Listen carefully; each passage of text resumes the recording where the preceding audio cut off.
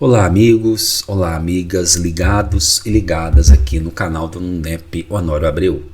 O nosso canal de acolhimento, o nosso canal de estudo, o nosso canal de aprendizado.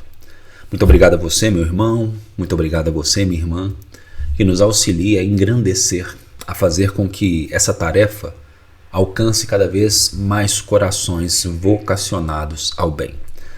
Um agradecimento especial para a nossa querida irmã Meire Ferreira, aqui de Patos de Minas, para o Pedro Eduardo Martins, de Frutal, para Aurenice Sampaio, de Lauro de Freitas, na Bahia, para Rosa Maria, de Teresina, Piauí, para a nossa querida irmã Margarete Zebral, aqui de Minas Gerais, para a Cissa, de Praia Grande, São Paulo, para Márcia Alves, acredito que esse é o nome dela, ela não deixou aqui de onde ela está falando. Da próxima vez, Márcia, que comentar, coloca aqui para nós, tá bom? Para o nosso irmão Márcio Foschiani, salvo o melhor juízo, lá de São Paulo, capital. Para Gladys Ferreira, de Machado, aqui de Minas Gerais. E é isso. E a todos aqueles que nos assistem, mas que não comentam, a gente sabe que estão unidos conosco. A todos os nossos amigos que nos auxiliam a construir esse estudo, lá do Núcleo de Estudos e Pesquisas do Evangelho Honório Abreu, que a gente realiza aqui na Sociedade Espírita Recanto da Paz, no Ser Paz, todas as quintas-feiras, às 19h30, aqui em Patos de Minas. É muito gratificante edificar essa tarefa. E esse vai ser o nosso tema fundamental: tarefa, trabalho, obreiro, na mensagem de hoje do livro Rumo Certo, da psicografia de Francisco Cândido Xavier, autoria do seu e por que não dizer, do benfeitor de todos nós, Emmanuel.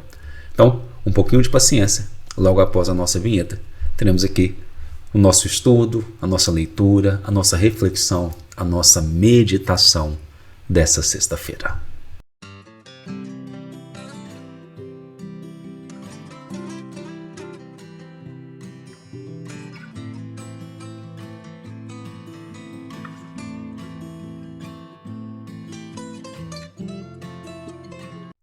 Pois bem, meus amigos, minhas amigas, a mensagem de hoje do livro Rumo Certo é a de número 33. O seu título: Dentre os Obreiros. Dos obreiros que se te fizeram colaboradores e amigos no campo do bem, conhecerás muitos deles na condição de representantes de faixas diversas da evolução humana. Isso nós podemos aqui relembrar. A seara é imensa. Os trabalhadores em menor número. Portanto, nós precisamos começar a desenvolver entre nós, que nos candidatamos ainda de maneira muito imperfeita à realização de uma tarefa no bem, um maior sentimento de irmandade, um maior sentimento de colaboração, um maior sentimento de abraçarmos uns aos outros, entendendo as capacidades, mas quem sabe principalmente as necessidades de cada um. Somos todos lavradores em uma terra maior. E essa grande terra é o coração daqueles que estão ao nosso lado. E nós precisamos de cooperação. De cooperação. Emmanuel continua. Aqueles que começam entusiasticamente na trilha da obra, lançando arrojados planos de ação, e abandonam o apostolado nos alicerces, com receio do sacrifício. O próprio benfeitor nos dirá que começar é fácil, que você permanecer complica um pouco mais. Eu estou aqui parafraseando. Você permanecer complica um pouco mais, e você finalizar a tarefa é sacrifício. É o trabalho sagrado. Emmanuel está nos deixando aqui uma questão, e nós vamos, na leitura nós vamos perceber, uma questão que já nos era pontuada na parábola do semeador. Quando nós outros recebemos a semente, nos empolgamos com a palavra, mas a nossa terra ainda é muito rasa. E quando a semente germina, os primeiros raios solares, representados pelas dificuldades de toda hora, fazem fenecer, dão solução de término aquela plantinha que está nascendo. Né? Então o que Emmanuel vai nos dizer é isso. Nós muitas vezes nos empolgamos, mas frente aos desafios da vida acabamos desanimando com a tarefa, porque tem algo muito especial que nós podemos dizer aqui. Participar dessa seara abençoada com o Cristo não nos isenta das dificuldades. As dificuldades da vida, elas irão continuar. Elas irão permanecer, porque nenhum de nós está aqui a passeio e todos somos, em maior ou menor grau, espíritos devedores de nós mesmos. Nós precisamos aparar as nossas arestas através das experiências da vida, das lutas da vida, que muitas vezes são profundamente complicadas. Então, estar desenvolvendo a tarefa no bem não nos isenta das dificuldades, mas, pelo menos, ou assim deveria ser, fomenta a nossa capacidade de seguir em frente. Entretanto, muitos de nós começam a questionar, mas eu estou fazendo bem?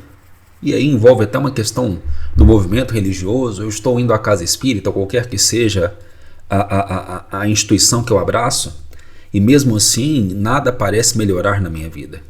E com esse pensamento de cobrança, com esse pensamento de indagar da própria espiritualidade, da própria divindade, desanimamos e afastamos. Então, estar na tarefa com verdadeira fidelidade, com verdadeira confiança, permite-nos, ou assim deveria ser, repito, permite-nos atravessar as dificuldades da vida com maior entusiasmo. É a seguinte figura. Antes estávamos na tempestade sem nenhuma proteção. Agora a gente já conseguiu um guarda-chuva. Os que chegam otimistas, louvando as perspectivas do trabalho, e deixam a tarefa assim que lhe observam a complexidade e a extensão. Os que recolheram benefícios da seara e regressam a ela, prometendo auxílio e reconhecimento, mas largam-na às vezes de improviso, tão logo se vejam chamados a aprender quanto custa o esforço da sementeira. Porque esse esforço, ele será feito dentro dos nossos corações. Quando nós nos candidatamos a sair da multidão para a tarefa do discipulado, a grande obra será realizada dentro de nós mesmos. E não é uma obra fácil. Não é um esforço fácil. Os que formulam projetos avançados de renovação, sob o pretexto de se atender ao progresso, e retiram-se quando observam quanto suor e quanta distância existem sempre entre a teoria e a realização. E aqui a gente precisa dar uma dica preciosa. Muito cuidado quando nós fazemos grandes projetos.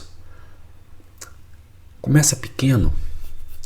Potencialize-se no pequeno, para que você possa, no futuro, prosperar na imensidão. Todos nós, por exemplo, que começamos a tarefa abençoada da mediunidade, gostaríamos ali de ter movimentos como, por exemplo, um de Francisco Cândido Xavier, de Valdo Pereira Franco, mas quanto esforço foi despendido na seara, na esteira das vidas sucessivas, para que eles chegassem a essa tarefa de abnegação, a essa tarefa de sacrifício, a essa tarefa apostólica. Nós queremos já começar do teto da obra, da edificação, quando na verdade nós precisaríamos começar limpando o lote, o terreno dos nossos corações, que ainda está muito sujo. Então, vamos observar quais são as propostas que nós fazemos para não nos arrependermos quando não conseguimos cumprir esses trabalhos grandiosos para os quais ainda não estamos preparados. Os que supõem na gleba um filão de recursos fáceis e fogem dela logo que tomam pessoalmente o peso da charrua de obrigações que lhes compete movimentar. Entretanto, ao lado desses cooperadores, sem dúvida respeitáveis, é bonito, né, Emmanuel, falar isso, a gente também não vai julgar essas pessoas, porque nós talvez poderíamos estar nessa situação Ou nos encontramos nessa situação sem perceber. Então, como a gente precisa de misericórdia, o que a gente faz? Isso é uma bem-aventurança, é uma felicidade. A gente oferta a misericórdia.